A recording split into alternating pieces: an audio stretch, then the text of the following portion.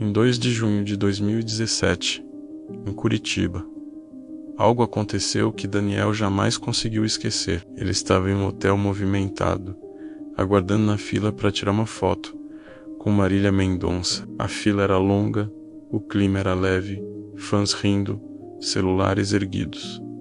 Era apenas mais um encontro. Mas para ele, não foi apenas isso. Quando o nome dele foi chamado, sentiu um arrepio. Ela desceu as escadas, vestida de preto, jaqueta preta, blusa preta. Um contraste estranho para alguém que associava a luz, a energia e o mais estranho. Ele também estava de preto. Não estava frio em Curitiba. Nada justificava aquela roupa. Ambos, vestidos, em sintonia silenciosa. A foto foi tirada.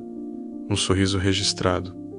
Um momento eternizado. Mas o que veio depois não estava na foto. Daniel saiu da fila, observando as pessoas comemorando. Então, sem aviso, algo mudou dentro dele. O som do ambiente ficou distante, como se estivesse submerso. Um pensamento invadiu sua mente. Isso não vai durar muito. Ele tentou ignorar. Outro pensamento: é só mais uma cantora sertaneja. Só mais uma banda. 2, 3 anos. Ele não estava menosprezando. Não era inveja, não era julgamento. Era como se as frases não fossem dele. Arrepios tomaram conta do corpo. Uma sensação de término, de despedida, de algo que já tinha data marcada. Mesmo que ninguém soubesse qual, ele sentiu como se estivesse em 2 lugares, ao mesmo tempo. Um Daniel sorrindo no hotel. Outro Daniel observando tudo de fora. Uma consciência duplicada, uma projeção acordada. Por um segundo, ele pensou em olhar para trás. E se me vir ali?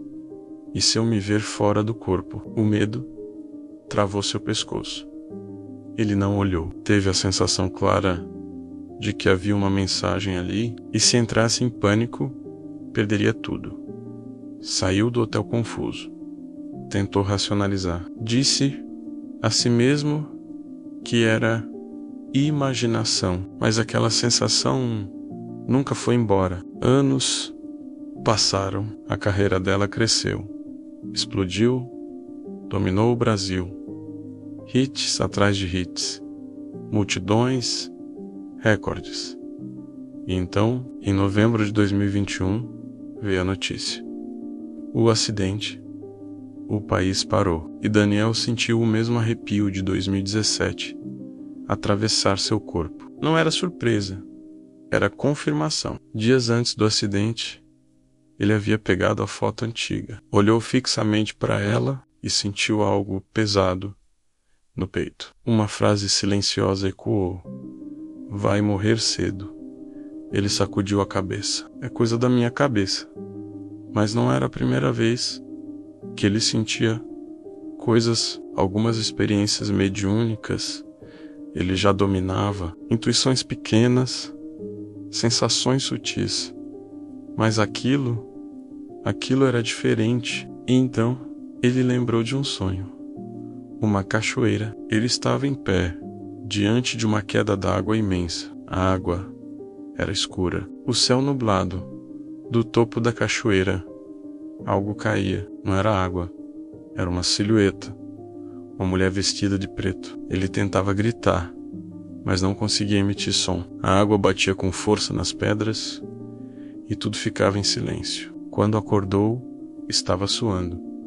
Nunca entendeu aquele sonho, até depois da notícia. A mente humana gosta de buscar explicações. Coincidência, sugestão, memória reconstruída. Mas e se não for? E se algumas almas captam ecos do futuro? E se o tempo não for uma linha reta, mas um campo onde alguns tocam fragmentos do que ainda não aconteceu? Daniel nunca afirmou que previu nada. Ele apenas sentiu. E esse é o peso, porque sentir algo que não pode provar é como carregar um segredo que ninguém pediu para ouvir. Ele ainda olha aquela foto, às vezes os dois de preto, um sorriso congelado, um instante comum que talvez nunca tenha sido comum. Ele não sabe se foi mediunidade, não sabe se foi projeção astral, não sabe se foi apenas o medo humano disfarçado de presságio, mas uma coisa ele sabe: aquela fila em Curitiba não foi apenas uma fila, foi o primeiro eco de um adeus, que só o tempo revelaria. E até hoje, quando o silêncio da madrugada pesa demais, ele se pergunta: algumas despedidas começam muito antes do último encontro? Ou foi tudo apenas uma coincidência sombria?